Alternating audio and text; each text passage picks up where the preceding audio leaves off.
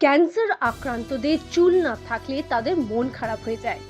এই ভাবনা থেকে ক্যান্সার আক্রান্তদের জন্য নিজের চুল দান করলেন সোনারপুরের বাসিন্দা ষষ্ঠ শ্রেণীর ছাত্রী অস্মিতা দাস। আরও ছোট অবস্থায় চোখের সামনে জেঠুর মাথায় চুল না থাকা দেখে বহুবার প্রশ্ন করেছিলেন কেন চুল নেই। ক্যান্সারে আক্রান্ত হয়ে বছর দুয়েক আগে মারা যান তার জেঠু। বাবা ও মায়ের কাছে ছোট্ট অস্মিতা শুনেছিল ক্যান্সার হলে মাথায় চুল সব পড়ে যায়।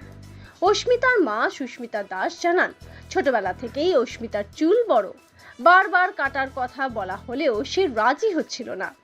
বাবা ও মায়ের কাছ থেকে ক্যান্সার আক্রান্তদের চুল দান করার বিষয়টি জানতে পারার পর সে চুল দান করতে চায়, যদিও সেই সময় খুব একটা বড় চুল ছিল না অস্মিতার মাথায়।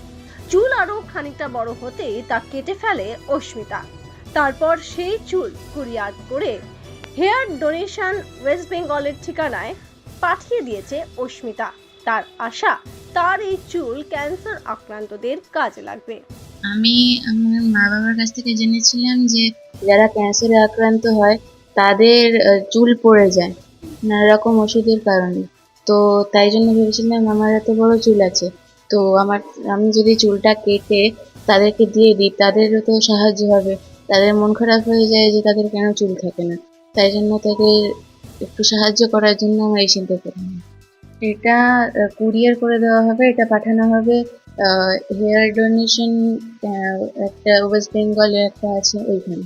ওর সিদ্ধান্তটা আসলে ওর চুল খুব বড় ছিল, সে কাটানোর চেষ্টা চলছিল, কিন্তু ও কিছুতেই রাজি হবে না। তো এইসব করে যখন ওকে আমি এই সমস্ত ব্যাপারগুলো বললাম যে ক্যান্সার পেশেন্টরা নানাভাবে অসুখে ভুগছে, যখন তাদের ওষুধের কারণে তাদের সব চুল পড়ে যাচ্ছে, তারা বিব্রত বোধ করছে সেই চুল পড়া অবস্থায় নিজেদেরকে দেখতে। তখন ও বললো তাহলে কি করা যায়। ও বললো, আমি তখন ওকে বলেছিলাম যে এরকম উইগ বানানো হয় ন্যাচারাল চুল দিয়ে, তো আমাদের যা যা বড় চুল আমরা যদি দিই, ডোনেট করি, তাহলে উইগ বানাতে সুবিধা হয়, এবার তারা সেগুলো ইউজ করতে পারে ক্যান্সার পেশেন্ট যারা। তো এটা বলার পর ও বললো, মা তাহলে আমি দেবো। তাহলে কিন্তু এটুকু ছোট ছিল তো হবে না, আরো বাড়াতে হবে। তখন ও আরো বড় করলো বেশ কিছুদিন ধরে। তারপর রিকোয়ার্ড লেন্থে যখন পেলাম তখন ও বললো, মা এবার তাহলে দিয়ে দিই চলো।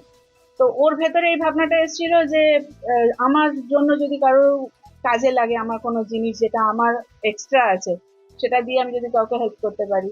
তো এইভাবেই আর কি, কথার মাধ্যমেই ওর মধ্যে এই জিনিসটা চলে এসেছিল। ও তখন ওর জেঠুকে দেখেছিল ক্যান্সারে যখন ভুগবে, তখন ও বলেছিল জেঠুর চুলগুলো কেন এরকম হয়ে যাচ্ছে। তাও ধরুন 2-3 বছর আগে থেকে ওর মধ্যে এই চিন্তা ভাবনাগুলো আসছে।